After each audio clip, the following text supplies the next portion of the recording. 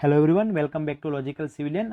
આજે આપણે ત્રીજા નંબરનો લેક્ચર લઈને આવ્યા છીએ ઇરિગેશન એન્જિનિયરિંગ માટેનો. પહેલા લેક્ચરની અંદર આપણે ઇરિગેશન સબ્જેક્ટનું ઇમ્પોર્ટન્સ અને હિસ્ટ્રી ઓફ ઇરિગેશન જે છે ટોપિક જોયો હતો. ત્યારબાદ આપણે બીજા લેક્ચરની અંદર વોટર રિસોર્સિસ એન્જિનિયરિંગ શું છે, ત્યારબાદ ઇરિગેશન શું છે, ઇરિગેશન એન્જિનિયરિંગ શું છે, નેસેસિટી ઓફ ઇરિગેશન શું છે, અને એના points inadequate rainfall, non uniform rainfall, growing the number of the crop during a year, ત્યારબાદ પેરેનિયલ ક્રોપ, સુપિરિયર ક્રોપ અને કેશ ક્રોપ માટે જરૂરી છે, ક્રોપ યીલ્ડ અને ડ્રોટ સામે ઇન્સ્યોરન્સ પ્રોવાઈડ કરે છે.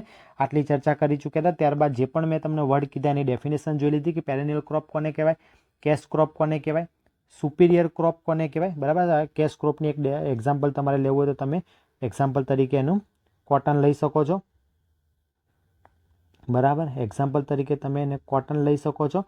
ત્યારબાદ બધા ફ્રૂટ્સ, ત્યારબાદ તમાકુ એટલે કે ટોબેકોઝ. બરાબર, સ્પેલિંગ પર ના જતા આ તમે એના એક્ઝામ્પલ લઈ શકો છો. પેરેનિયલ ક્રોપની અંદર તમે લઈ શકો છો સુગર કેન. બરાબર, બીજા તમને કોઈ યાદ આવે તો કોમેન્ટ કરી દેજો. Sugar can. ત્યારબાદ સુપિરિયર ક્રોપના તો એક્ઝામ્પલ આપી દીધા છે. બ્રાઉન રાઈસ છે, ડ્રેગન ફ્રૂટ્સ છે, આ બધા સુપિરિયર ક્રોપ છે. ત્યારબાદ આપણે ક્રોપ યીલ્ડ અને ક્રોપ પ્રોડક્ટિવિટીની પણ ચર્ચા કરી દીધી હતી. એનું એક્ઝામ્પલ આપી દીધું હતું કે ક્રોપ યીલ્ડ એટલે શું હતું, તો ક્વિન્ટલ પર હેક્ટર, અને ક્રોપ પ્રોડક્ટિવિટી મતલબ ક્રોપ યીલ્ડ પર યુનિટ ડેપ્થ ઓફ વોટર એટલે કે ક્વિન્ટલ પર હેક્ટર પર મીટર. તો એ તમારી શું હતી, ક્રોપ પ્રોડક્ટિવિટી. અને મેં તમને કીધું હતું કે ઘઉં વધારે ઉગાડવા માટેનું સાયન્ટિફિક રીઝન એ છે કે પ્રોડક્ટિવિટી વધારે મળે છે. ત્યારબાદ આપણે જોયું હતું scope of irrigation. Scope of ઇરિગેશનની અંદર એન્જિનિયરિંગ આસ્પેક્ટ, એગ્રીકલ્ચરલ આસ્પેક્ટ અને મેનેજમેન્ટ આસ્પેક્ટ. મેનેજમેન્ટ આસ્પેક્ટ વગર એગ્રીકલ્ચર અને એન્જિનિયરિંગ આસ્પેક્ટ જે છે રન કરી શકતા નથી. મેનેજમેન્ટ આસ્પેક્ટનો જે મેઇન એમ છે to eliminates the ill effect of the irrigation. આટલે સુધી આપણે ચર્ચા કરી ચૂક્યા હતા. હવે નેક્સ્ટ જે છે એ મારો ટોપિક છે benefits of the irrigation. Benefits of the irrigation. બરાબર. તો આજે તમારે મને જે કોમેન્ટ કરવાનો પ્રશ્ન છે એ દેશના વિકાસમાં ઇરિગેશનનો રોલ શું. ઇન્ટરવ્યુમાં પૂછાયેલો પ્રશ્ન છે, દેશના વિકાસમાં ઇરિગેશનનો રોલ શું. જો તમને નથી આવડતો એટ ધી એન્ડ અથવા તો ઇન બિટવીન લેક્ચરમાં તમને આન્સર મળી જશે. ચલો તો સ્ટાર્ટ કરીએ આજનો લેક્ચર. એના પહેલાં જે લોકો નવા છે એ ચેનલને સબસ્ક્રાઈબ કરી દેજો, વિડીયોને લાઇક કરી દેજો, તમારા મિત્રોને શેર કરી દેજો, અને સાથે સાથે જે કોમેન્ટ કરવા કહું છું એ કરતા રહેજો. બરાબર. વિડીયો ગમે છે તો ખાસ રિવ્યૂ આપવાના ના ભૂલો. નથી ગમતો તો પણ રિવ્યૂ આપવાના ના ભૂલો. આ જે વિડીયોની પીડીએફ છે એ પીડીએફ આપણી ધ લોજિકલ સિવિલિયન એપ ઉપર તમને મળી રહેશે. ત્યારબાદ આપણી એક ટેલિગ્રામ ચેનલ છે, એનું પણ નામ ધ લોજિકલ સિવિલિયન છે, જેની અંદર હું રોજ ન્યૂઝપેપર કટિંગ જે તમારા કરંટ અફેર્સમાં હેલ્પફુલ થશે. ત્યારબાદ ડેલી ઇન્ટરવ્યૂ પ્રેક્ટિસ ક્વેશ્ચન જે તમારે મને આન્સર આપવાના હોય છે આપણી એપની અંદર. ત્યાં ક્વેશ્ચન વાંચવાનો, એપની અંદર મને આન્સર આપવાનો, સાથે સાથે તમારે બોલીને પ્રેક્ટિસ કરવાનો. જેટલા પણ ઇન્ટરવ્યૂ પેરેલલમાં છે બધાના જ પ્રશ્નો મૂકું છું, સાથે સાથે ફિલ્ડ બેઝ ક્વેશ્ચન પણ મૂકું છું, કરંટ બેઝ ક્વેશ્ચન પણ મૂકતો હોઉં છું. તે બધા ક્વેશ્ચન તમને ત્યાં મળી રહેશે. તો ટેલિગ્રામ ચેનલ અને એપ ડાઉનલોડ કરી દેજો. તો આજનો લેક્ચર ચાલુ કરીએ કે બેનિફિટ્સ ઓફ ધી ઇરિગેશન. ઇરિગેશનના શું શું ફાયદા છે. તો ઇરિગેશનના ફાયદાની અંદર તો ઇરિગેશનના કારણે શું શું ફાયદો થશે એ તમારે વિચારવાનું. ઇરિગેશન વર્ડ મેં યાદ આવે એટલે તમને મેં શું વિચારવા કીધું હતું એ તમને ખબર છે કે આખી સિસ્ટમ સોર્સથી લઈને ફિલ્ડ સુધી જરૂરી છે એ આખી સિસ્ટમ. હવે એનાથી શું ફાયદા થશે એ ઇરિગેશનથી. તો સૌથી પહેલાં શું થાય છે, ક્રોપ યીલ્ડ વધે છે. હવે તમને ખબર પડશે ક્રોપ યીલ્ડ શબ્દનો મતલબ તમને ખબર છે એટલે તમારે કોઈ ચિંતા નહીં. બરાબર. ક્રોપ યીલ્ડ વધશે. ત્યારબાદ પ્રોટેક્શન ફ્રોમ ફેમાઇન. પ્રોટેક્શન ફોર ફેમાઇન, અહીંયા મેં એક વર્ડ યુઝ કર્યો હતો છેલ્લા સ્કોપની અંદર, છેલ્લી નેસેસિટીની અંદર કે ઇન્સ્યોરન્સ અગેન્સ્ટ ડ્રોટ. આ ડ્રોટ અને ફેમાઇન બંને સેમ વર્ડ છે, જેનો મતલબ થાય છે દુષ્કાળ. જેનો મતલબ શું થાય છે, દુષ્કાળ. પણ બે અલગ અલગ કેમ, તો એ તમારે મને કમેન્ટ કરવાનો છે. જ્યારે આપણે હાઇડ્રોલોજી ભણાવશું ત્યારે તમને બધું ક્લિયર કરી આપશું જો સમય મળશે તો, કે ફેમાઇન અને ડ્રોટ વચ્ચે શું ડિફરન્સ છે.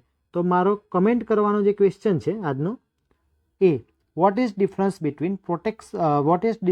Between drought and famine. બરાબર. ડ્રોટ એન્ડ ફેમાઇન વચ્ચે શું ડિફરન્સ છે. બરાબર. આ તમારે જે છે એ કોમેન્ટ કરવાનું છે. ચલો નેક્સ્ટ. તો એ પ્રોટેક્શન આપે છે શેના પર, ફેમાઇન કન્ડિશન સામે.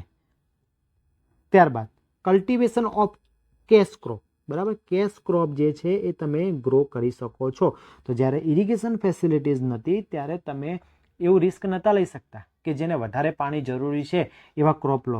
કેમ? કારણ કે દરેક વ્યક્તિને પોતાનું ગુજરાન ચલાવવાનું હોય છે, પોતાની લાઈફ સારી રીતે જીવવાની હોય છે, તો એ રિસ્ક ના લે. બરાબર. પણ ઇરિગેશન આવ્યા પછી એનું કલ્ટિવેશન જે છે એ સક્સેસફુલી જે કહેવાય કે એ થઈ શકે છે. બરાબર. તો તમે કલ્ટિવેશન કરી શકો છો કોનું? કેશ ક્રોપનું કલ્ટિવેશન કરી શકો છો. ત્યારબાદ નેક્સ્ટ જે પોઈન્ટ છે એ છે એલિમિનેશન ઓફ મિક્સ ક્રોપિંગ. હવે અહીંયાથી પ્રશ્ન બને છે ઇન્ટરવ્યુની અંદર, અહીંયાથી જે છે એ પ્રશ્ન બને છે કે એલિમિનેશન ઓફ મિક્સ ક્રોપિંગ આ વર્ડ તમે કે અમને સમજાવો, તેનો મતલબ શું થાય છે એ આપણે સમજીએ. તો પહેલાના જમાનામાં જ્યારે ઇરિગેશન ફેસિલિટી નહોતી ત્યારે એક એઝમ્પશન ઉપર ચાલવામાં આવતું હતું. એઝમ્પશન કયા ટાઈપનું? કે આ એક ફિલ્ડ છે. બરાબર.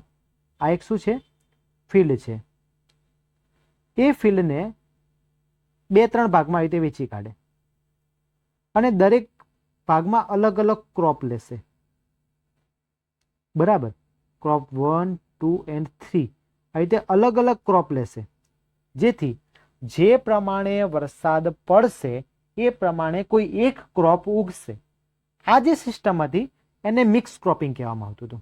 એને શું કહેવામાં આવતું હતું? Mix cropping. પણ આવું ક્યારે કરવું પડતું હતું? જ્યારે આપણી પાસે ઇરિગેશન ફેસિલિટી હતી નહીં. બરાબર. હવે ઇરિગેશન ફેસિલિટીઝ છે તો એ ફાર્મર બરાબર એટલો કોન્ફિડન્ટ હશે કે હું કોઈ પણ ક્રોપ લઈશ આખા ખેતરમાં તો મને પાણી મળી રહેશે, મારો ક્રોપ સક્સેસફુલી ગ્રો થશે અને મને એનાથી કંઈક આવક અથવા તો રેવન્યુ જનરેટ થશે. બરાબર. તો એ મિક્સ ક્રોપિંગ જે છે એ એલિમિનેટ થઈ ગયું, એટલે કે બહાર નીકળી ગયું. મિક્સ ક્રોપિંગ હવે જોવા મળતું નથી, સિવાય કે કોઈ પ્રેક્ટિસ કરતું હોય અમુક રિજિયનની અંદર તો એ વસ્તુ અલગ છે. બાકી મોટે ભાગેની જગ્યાએથી મિક્સ ક્રોપિંગ જે છે એ હટી ગયું. હવે મિક્સ ક્રોપિંગથી નુકસાન શું જતું હતું કે કોઈ એક તો ક્રોપ સક્સેસફુલી ઉગે, ચલો આ 3માંથી કોઈ એક ક્રોપ ઉગી ગયો, પણ બાકીની જમીન, બાકીની સોઇલ, બાકીની લેન્ડનું શું? બાકીની લેન્ડનું શું? એટલો પોર્શન જે છે જમીનનો જે ખેડૂત પાસે છે પણ એ નકામો ગયો.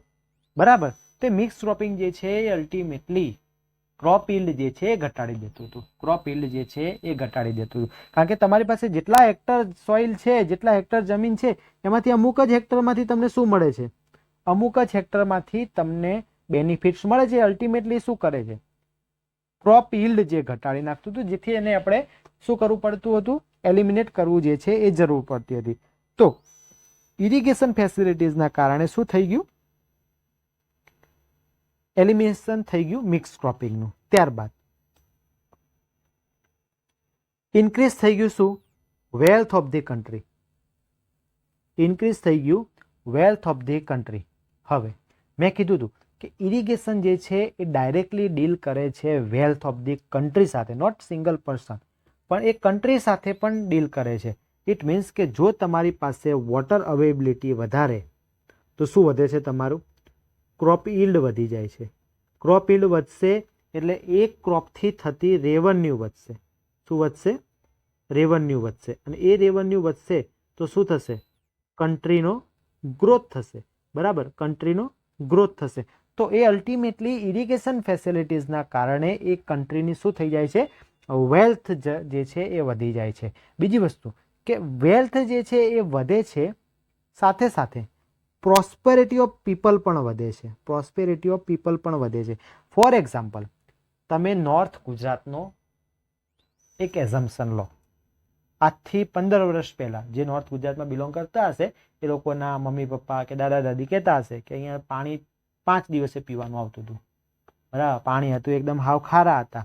બરાબર. એના કારણે પાક એ નહોતો લઈ શકાતો. રેગ્યુલર દુષ્કાળની જ પરિસ્થિતિ જેવી ત્યાં હોતી હતી કચ્છ અને નોર્થ ગુજરાતની અંદર. બરાબર.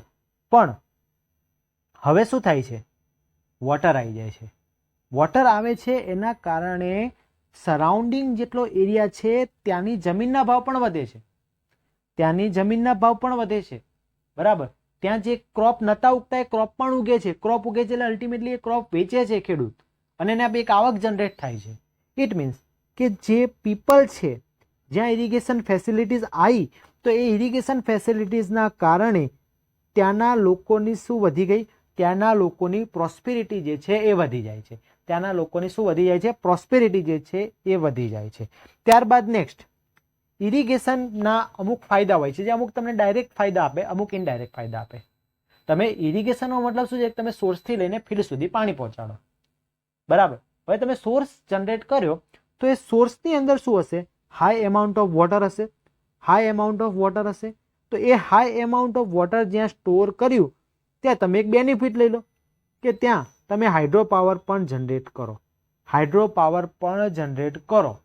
આ હાઇડ્રો પાવર જનરેટ કર્યું કેમ? કારણ કે તમે ત્યાં વોટર સ્ટોર કર્યો. શેના માટે તમે યુઝ કર્યો? કે ભાઈ અમે કન્ટ્રી માટે, પીવા માટે, ઇન્ડસ્ટ્રી માટે, ઇરિગેશન માટે, બરાબર. એ બધા ડાયરેક્ટ બેનિફિટ્સ હતા. પરંતુ અમુક આવી રીતે તમે એ વોટર સ્ટોર કર્યું એના કારણે અમુક ઇનડાયરેક્ટ પણ બેનિફિટ મળી રહે, જેમ કે હાઇડ્રો ઇલેક્ટ્રિક પાવર પ્લાન્ટ. બરાબર. તો ત્યાં તમે હાઇડ્રો ઇલેક્ટ્રિક પાવર પણ જનરેટ કરી શકશો. ત્યારબાદ ઇરિગેશન ફેસિલિટી કે ઇરિગેશન સ્ટ્રક્ચર તમે બનાવ્યા તો ડોમેસ્ટિક અને ઇન્ડસ્ટ્રીયલ વોટર સપ્લાય, ડોમેસ્ટિક પણ અને ઇન્ડસ્ટ્રીયલ વોટર સપ્લાય પણ સાથે સાથે આપી શકશો. એટલે કે ડ્રિંકિંગ માટે અને ઇન્ડસ્ટ્રી માટે, એમ બંને માટે તમારી પાસે વોટર અવેલેબલ છે. બરાબર. તો પહેલાંના જમાનામાં જ્યારે વાત કરું છું 2005 અથવા તો 2000ની સાલ પહેલાંની અથવા 1995 પહેલાંની, જ્યાં તમારા ઘરે 5 થી 6 દિવસે અથવા વીકમાં એક વખત પાણી આવતું હતું, એ પણ આવે કે ના આવે. તમારા માતા પિતા અથવા તમારા દાદી ને બધા માથે બેડા ઉપાડીને પાણી ભરવા જતા 2-2, 3-3 ને 5-5 કિલોમીટર. પણ હાલ એવી પરિસ્થિતિ છે ના. કેમ? કારણ કે ઇરિગેશન ફેસિલિટીઝ ડેવલપમેન્ટ છે, નંબર ઓફ ડેમ્સ બને, નંબર ઓફ વિયર બેરેજ બને છે, નંબર ઓફ કેનાલ નેટવર્ક્સ બને છે. આના કારણે શું થાય છે, ડોમેસ્ટિક પર્પઝ માટે વોટર જે છે એ અવેલેબલ રહે છે. ને એ પણ પાછું ફ્રેશ વોટર, સોલ્ટી વોટર કેવું નહીં, રિવરનું ફ્રેશ વોટર. બરાબર. સેમ વસ્તુ પેરેલલમાં ઇન્ડસ્ટ્રીયલ ગ્રોથ. ગુજરાતનો વિકાસ તમે જુઓ, ગુજરાતનો ગ્રોથ જુઓ, જ્યારથી સરદાર સરોવર ડેમ અને એનું કેનાલ નેટવર્ક જનરેટ થયું છે, મતલબ વોટર અવેલેબિલિટી થઈ છે, પછી એનો ગ્રોથ જે છે એ વધતો જાય છે.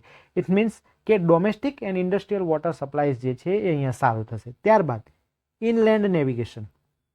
હવે કોઈ પણ કેનાલ હોય એટલે એની અંદર નેવિગેશન એઝ અ ટ્રાન્સપોર્ટેશન બની શકે. બરાબર. નેવિગેશન અને એઝ અ ટ્રાન્સપોર્ટેશન બની શકે. બરાબર. એના સાથે સાથે એક બીજો વર્ડ પણ જોઈ લઈએ, કમ્યુનિકેશન ફેસિલિટીઝ. આ બંનેનું પેરેલલ તમને ફાયદો સમજાવી દઉં કે કમ્યુનિકેશન ફેસિલિટીઝ, કેનાલની અંદર પણ નેવિગેશન પોસિબલ છે અને કેનાલની આજુબાજુ કોઈ પણ કેનાલ બને એટલે એની આજુબાજુ બંને બાજુ રોડ બની શકતા હોય. એની આજુબાજુ બંને બાજુ શું બને? રોડ બને. એક ઇન્સ્પેક્શન માટે હોય જ રોડ. બરાબર. તો તમે એ રોડ માટે કોઈ પણ એક બાજુનો અથવા બંને બાજુના રોડનો તમે એઝ અ ટ્રાન્સપોર્ટેશન પણ યુઝ કરી શકો છો. બરાબર. હવે ટ્રાન્સપોર્ટેશનનો યુઝ કરવાથી શું ફાયદો? આપણે કેનાલ ક્યાંથી પાસ કરાવીએ? જે જગ્યાએ એગ્રીકલ્ચરલ ફિલ્ડ હોય એ જગ્યાએથી આપણે શું કરતા હોઈએ છીએ? કેનાલને પાસ કરાવતા હોઈએ છીએ. બરાબર. તો જે પણ એગ્રીકલ્ચરલ પ્રોડક્ટ બનશે, એગ્રીકલ્ચરલ પ્રોડક્ટ જે આપણને મળે છે એ હવે થઈ ગયું ઇઝી ટુ ટ્રાન્સપોર્ટ. તમે એને એક જગ્યાએથી બીજી જગ્યાએ ઇઝીલી ટ્રાન્સપોર્ટ કરી શકો. એટલે અલ્ટિમેટલી બીજો શબ્દ એવો કહી શકાય, ઇઝી ટુ સોલ્ડ. એને વેચવું જે છે હવે ઇઝી થઈ ગયું. બરાબર. તો આ શેના લીધે? એક નેવિગેશન ફેસિલિટી અથવા તો કમ્યુનિકેશન ફેસિલિટી. કમ્યુનિકેશન ફેસિલિટીઝ એટલે શું? બે જગ્યાને તમે કનેક્ટ કરી. બરાબર. એને કમ્યુનિકેશન કહેવાય. તો કેનાલ ઉપર રોડ્સ પણ બની શકે. બરાબર. કેનાલ ઉપર બ્રિજ પણ પસાર થઈ શકે. તો આવા સ્ટ્રક્ચર્સના કારણે એક કમ્યુનિકેશન પણ જનરેટ થાય છે. તો આ પણ એક one type of indirect benefit મળી જાય છે. ત્યારબાદ કેનાલ તમે જ્યાં જ્યાં જોઈ હશે ત્યાં એની આજુબાજુ પ્લાન્ટેશન પણ ઢગલો હશે. બરાબર. તો કેનાલની અંદર શું થાય છે? કેનાલની આજુબાજુ પ્લાન્ટ પણ ઉગાડી શકો છો. બરાબર. ત્યારબાદ increasing in ground water storage. બરાબર. Increasing in ground water storage. તો એ સમજીએ આપણે. આ તમે લખી દેજો, પછી હું સાફ કરી નાખીશ આ વસ્તુ. બરાબર. તો બે ટાઈપની કેનાલ હોય. એક મારી આ કેનાલ છે. બરાબર. આ કેનાલ હું ડાયરેક્ટ કોઈ જમીનની અંદર ખોદીને બનાવી દઉં છું. અને એક બીજી કેનાલ એવી છે કે જેની ઉપર હું કોન્ક્રીટને લાઇનિંગ કરું છું. કોન્ક્રીટને શું કરું છું? લાઇનિંગ કરી નાખું છું. કોન્ક્રીટની ઉપર જે સરફેસ પ્રોવાઈડ કરે એને લાઇનિંગ કહેવાય. બરાબર. તો આ એક લાઇનિંગ કેનાલ છે. બરાબર. લાઇનિંગ કેનાલ સિવાયનો પોર્શન વિચારો આપણે. હવે આપણે જે લાઇન કેનાલ બનાવી છે એ લાઇન કેનાલ નથી, એક સાદી કેનાલ છે. બરાબર. તો એનાથી શું થશે? જ્યાં જ્યાં કેનાલ છે ત્યાં એના સરાઉન્ડિંગ એરિયાની અંદર શું થશે, જે કેનાલમાં રહેલું વોટર છે એ અંદર પર્કોલેટ થશે, ઇન્ફિલ્ટ્રેટ થશે, બરાબર. તો એના લીધે શું થાય છે, ગ્રાઉન્ડ વોટરનું લેવલ વધે છે. શું વધે છે? ગ્રાઉન્ડ વોટરનું લેવલ વધે છે.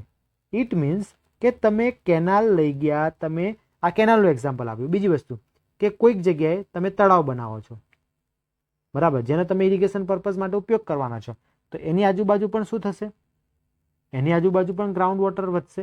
બીજી વસ્તુ કે કોઈ જગ્યાએ તમે કોઈક રિવર ઉપર કોઈક ડેમ બનાવો છો, બરાબર, તમે ડેમ બનાવી દીધો, તો અહીંયા મોટું રિઝર્વોયર જનરેટ થયું, તો ત્યાં પણ શું થશે, ગ્રાઉન્ડ વોટર ઇન્ફિલ્ટ્રેટ થશે, ત્યાં પણ ગ્રાઉન્ડ વોટર વધશે. ઇટ મીન્સ તમારો પર્પઝ હતો ઇરિગેશન માટે ડેવલપમેન્ટ કરવાનો, પણ ત્યાં શું થઈ ગયું, ગ્રાઉન્ડ વોટરનું જે સ્ટોરેજ હતું એ પણ શું થઈ ગયું, વધી ગયું. તો ગ્રાઉન્ડ વોટર સ્ટોરેજ પણ શું થાય છે, વધી જાય છે. કોના કારણે?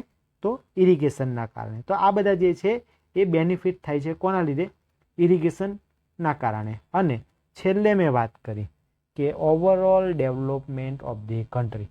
તો આ બધા જ પોઈન્ટ્સ જે છે, જે 1 થી 12 આપણે ડિસ્કસ કર્યા, બરાબર, એ અલ્ટિમેટલી કોના માટે હતા?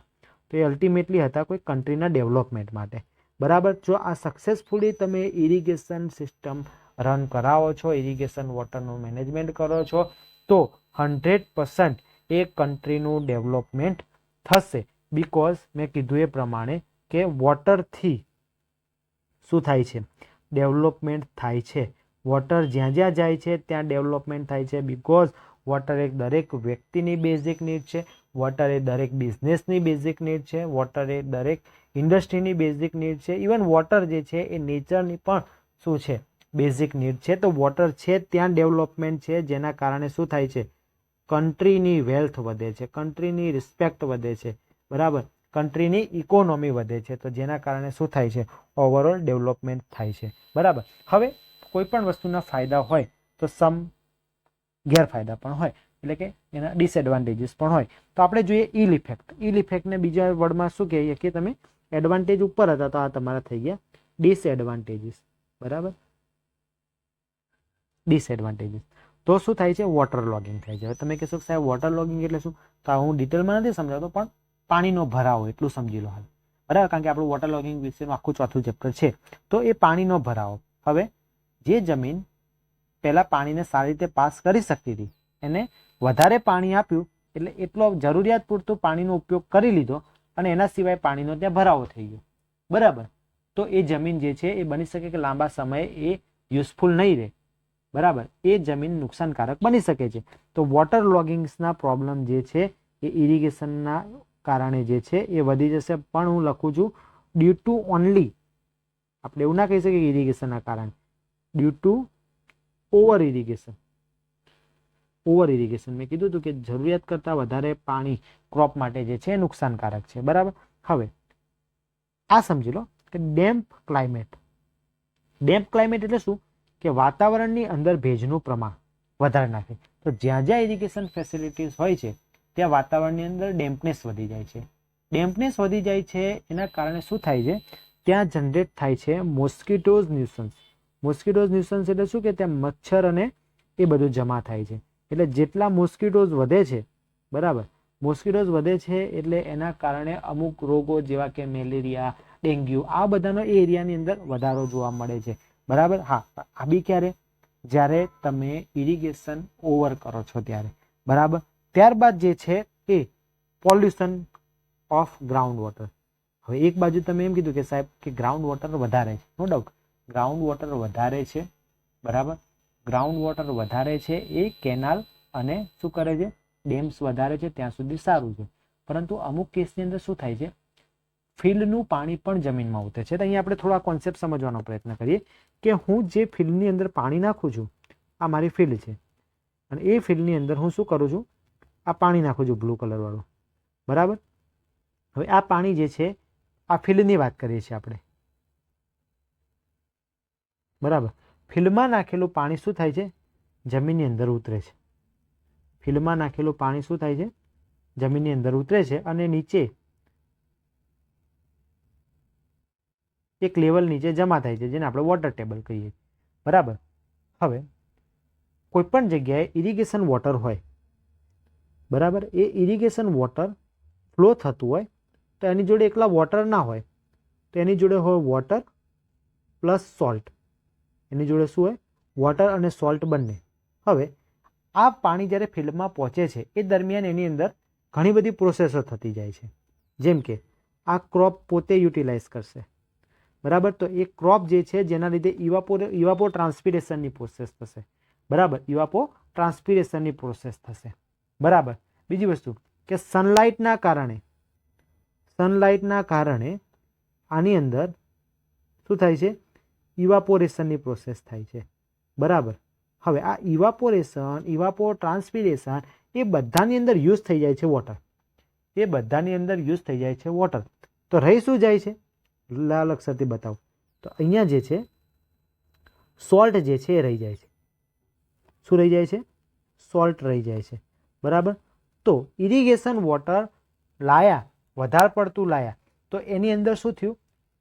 સોલ્ટ જે છે જમા થઈ ગયા. તો એક પ્રોબ્લેમ આ થયો. હવે આ સોલ્ટ જ જમીનમાં જશે, તો એ શું કરશે? ગ્રાઉન્ડ વોટરને બગાડશે. બીજી વસ્તુ, તમને આજકાલના જમાનામાં ખબર છે કે ક્રોપ વધારે ઉગે એ માટે ફર્ટિલાઇઝર નાખે છે, બરાબર. તો આપણે એક અલગ કલરથી ફર્ટિલાઇઝર અને પાકને નુકસાન ના કરે એટલે કે પેસ્ટિસાઇડ એટલે કે જંતુનાશક દવાઓ નાખે છે, બરાબર. તો હવે શું થયું કે વોટર તો હતું જ, એની સાથે શું આવી ગયું? ફર્ટિલાઇઝર. એની સાથે શું આવી ગયું? પેસ્ટિસાઇઝર્સ, બરાબર. તો ફર્ટિલાઇઝર આવ્યા, પેસ્ટિસાઇઝર્સ આવ્યા. તમને બી ખબર છે ફર્ટિલાઇઝર અને પેસ્ટિસાઇઝર શું છે? એ વન ટાઈપ ઓફ કેમિકલ છે. શું થાય છે? કેમિકલ છે. એટલે ગ્રાઉન્ડની અંદર જે વોટર જાય છે એ વોટરની સાથે સાથે શું જાય છે? કેમિકલ પણ જાય છે. તો આ ગ્રાઉન્ડ વોટર જે પહેલાં નોર્મલી એક વોટર જેમ જ હતું, બરાબર, તો એની અંદર એક્સેસમાં શું થઈ ગયું? તો એની અંદર water plus salt plus fertilizer plus pesticides, આટલી બધી વસ્તુ વધારાની આવી ગઈ. આટલી બધી વસ્તુ શું થઈ ગઈ? વધારાની આવી ગઈ. અલ્ટિમેટલી જે વોટર કેવું હતું? ફ્રેશ વોટર હતું. જે વોટર ફ્રેશ હતું, ગ્રાઉન્ડ વોટર એ ફ્રેશ વોટરનો સૌથી મોટો સોર્સ છે. ગ્રાઉન્ડ વોટર એ ફ્રેશ વોટરનો સૌથી મોટો સોર્સ છે. એ ફ્રેશ વોટર હવે કેવું થઈ જાય છે? પોલ્યુટેડ. આપણે એવું નથી કહેતા કે ફૂલ્લી પોલ્યુટેડ, બટ સમવોટ એ શું થઈ જાય છે? પોલ્યુટેડ થઈ જાય છે, સમવોટ પોલ્યુટેડ થઈ જાય છે. પણ એક વસ્તુ હું ખાસ લખીશ અહીંયા કે only and only over irrigation or miss, એટલે કે ઇરિગેશનની ખોટી પ્રેક્ટિસ અથવા તો વધારે ઓવર ઇરિગેશન, એ જ વસ્તુ જે છે એ શું કરે છે? ગ્રાઉન્ડ વોટરનું પોલ્યુશન જે છે એ વધારે છે. બાકી કોઈ પ્રોબ્લેમ નથી. હવે મિસ ઇરિગેશનનો મતલબ શું?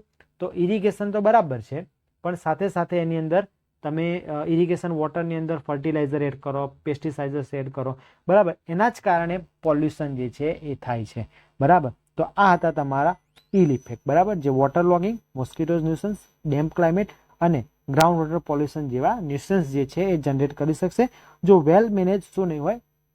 ઇરિગેશન નહીં હોય. ત્યારબાદ અત્યારે જે ફોકસ થાય છે એ થાય છે મલ્ટીપર્પઝ રિવર વેલી પ્રોજેક્ટ, બરાબર. આ ઘણા બધા વિદ્યાર્થીઓને સ્ટાર્ટિંગમાં પ્રશ્ન પૂછવામાં છે, what is multipurpose river valley project? Multipurpose river valley પ્રોજેક્ટના એક્ઝામ્પલ્સ આપો.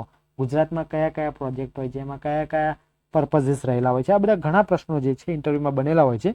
તો શું કહેવાય કે એને ડિફાઇન કઈ રીતે કરવું? તો એવા પ્રોજેક્ટ કે જેના પર્પઝ કેવા છે? એક બે અથવા એના કરતાં વધારે પર્પઝ છે, જેને આપણે શું કહીશું? Multipurpose river valley project. અને એ પર્પઝમાં કોનો સમાવેશ થાય છે? તો એક ઇરિગેશનનો સમાવેશ થાય, વોટર સપ્લાય કોના માટે? તો કમ્યુનિટી અને ઇન્ડસ્ટ્રી બંને માટે. ત્યારબાદ હાઇડ્રોઇલેક્ટ્રિક પાવર જનરેશન, ત્યારબાદ ફ્લડ કંટ્રોલ, ત્યારબાદ ઇરોઝન, ત્યારબાદ સેડિમેન્ટ કંટ્રોલ, ત્યારબાદ ડ્રેનેજ, ત્યારબાદ નેવિગેશન, ત્યારબાદ ફિશરીઝ અથવા તો ફિશ કલ્ચર, ત્યારબાદ રિક્રિએશન. હવે આ વસ્તુ શું છે, તો પહેલાં જ્યારે જમાના હતા ને ત્યારે શું થતું હતું કે ડેમ બનાવે ને તેની અંદર બહુ ઓછા પર્પઝ હોય, એટલે કે સિંગલ પર્પઝ, કે ભાઈ સ્ટોર કરો, એટલે કે પીવા માટે ઉપયોગ થાય. કૂવો તો ભાઈ પાણી ખેંચીને લોકો પીતા હતા, બરાબર. ખેતરમાં કૂવો બનાવે તો એ ખેડૂત પાણી પીશે અને એની ખેતી કરશે, મતલબ એક કે બે પર્પઝ હોતા હતા, બરાબર. ત્યારે આવી રીતે ઇરિગેશન થતી હતી. હવે એવા મોટા મોટા પ્રોજેક્ટ્સ બનાવવામાં આવે છે જેનું કન્વર્ઝેશન શેમાં થયું, મલ્ટીપર્પઝમાં. શેનું કન્વર્ઝેશન શેમાં થાય છે, મલ્ટીપર્પઝ. અને રિવર ઉપર બનતા હોય છે જેથી લાર્જ સોર્સ મળી રહે, એટલે એને આપણે મલ્ટીપર્પઝ રિવર વેલી પ્રોજેક્ટ કહીએ છીએ. હવે રિવર પર તમે ડેમ બનાવો તો એ ડેમથી તમે ઇરિગેશન કરી શકો કે ના કરી શકો? યસ, કરી શકો. વોટર સપ્લાય આપી શકાય, હાઇડ્રો પાવર જનરેટ કરી શકાય. બીજી વસ્તુ, જો તમે એની ઉપર ગેટ મૂકો છો તો તમે એનું ફ્લડ કંટ્રોલ પણ કરી શકો છો, બરાબર. જો રિવરની અંદર ગેટને વ્યવસ્થિત મોનિટરિંગ કરો તો એનું ઇરોઝન કંટ્રોલ પણ થઈ શકે છે. ત્યારબાદ પ્રોપર ડ્રેનેજ સિસ્ટમ પણ તમે પ્રોવાઈડ કરી શકો છો, બરાબર. કેનાલ થ્રુ અથવા તો ડેમની અંદર નેવિગેશન સિસ્ટમ પણ તમે ડેમમાં જનરેટ થતા રિઝર્વમાં નેવિગેશન સિસ્ટમ પણ જનરેટ કરી શકાય. ડેમ છે, રિવર છે તો ત્યાં ફિશ હશે તો ફિશ કલ્ચર પણ જનરેટ કરી શકાય. અને અત્યારના જમાનામાં રિક્રિએશન સેન્ટર્સ, બરાબર. રિક્રિએશન સેન્ટર એટલે આજુબાજુ ફરવાલાયક સ્થળો પણ જે છે એ બનાવવામાં આવે છે. કઈ જગ્યાએ? કે જ્યાં ડેમના અને ઇરિગેશન રિલેટેડ પ્રોજેક્ટ હોય છે એની અંદર, બરાબર. તો આ હતું તમારું ચેપ્ટર નંબર 2, જેને આપણે નામ આપ્યું હતું ઇન્ટ્રોડક્શન ટુ ઇરિગેશન, જેની અંદર તમે શું શું જોઈ લીધું? તો એની અંદર તમે વોટર રિસોર્સિસ એન્જિનિયરિંગ એટલે શું, ઇરિગેશન એન્જિનિયરિંગ એટલે શું, necessity of irrigation, advantages and disadvantages of irrigation, અને ત્યારબાદ સ્કોપ ઓફ ઇરિગેશન, અને છેલ્લે આપણે જોયું એક મલ્ટીપર્પઝ રિવર વેલી પ્રોજેક્ટ શું છે. હવે આપણે ધીમે ધીમે પ્યોરલી ટેકનિકલ તરફ જઈશું. તો આપણે નેક્સ્ટ જે છે એ આપણું ચેપ્ટર ચાલુ કરશું એ system and method of irrigation. તો નેક્સ્ટ વિડીયોની અંદર આપણે સિસ્ટમ ઓફ ઇરિગેશન કવર કરશું, એના પછીના વિડીયોની અંદર મેથડ ઓફ ઇરિગેશન કવર કરશું. તો આપણો નેક્સ્ટ વિડીયો જે છે એ સિસ્ટમ ઓફ ઇરિગેશન અને મેથડ ઓફ ઇરિગેશન રહેશે. તો આજનો મારો ઇન્ટરવ્યૂ ક્વેશ્ચન કમેન્ટ કરવા માટેનો એ છે કે vote is difference between words. આ બે વર્ડ છે, સિસ્ટમ ઓફ ઇરિગેશન અને મેથડ ઓફ ઇરિગેશન. આ બે વર્ડની અંદર ડિફરન્સ શું, બરાબર. તો એ તમારે કમેન્ટ કરવાનો છે, નહીં તો પછી તમને નેક્સ્ટ વિડીયોની અંદર એનો આન્સર જે છે એ મળવાનો જ છે, એ ફાઇનલ છે, બરાબર. તો વિડીયો ગમે છે તો લાઈક કરતા રહેજો, નથી ગમતો તો ડિસલાઈક કરતા રહેજો. ગમે છે તો સારી કોમેન્ટ, નથી ગમતી તો સજેશન આપતી કોમેન્ટ, અને તમારા મિત્રોને શેર કરતા રહેજો. તેમજ જોડે જોડે વાંચતા રહેજો અને તમારા માતા પિતાના સપના પૂરા કરતા રહેજો. જય હિન્દ. મળીએ નેક્સ્ટ વિડીયોમાં. Thank you so much.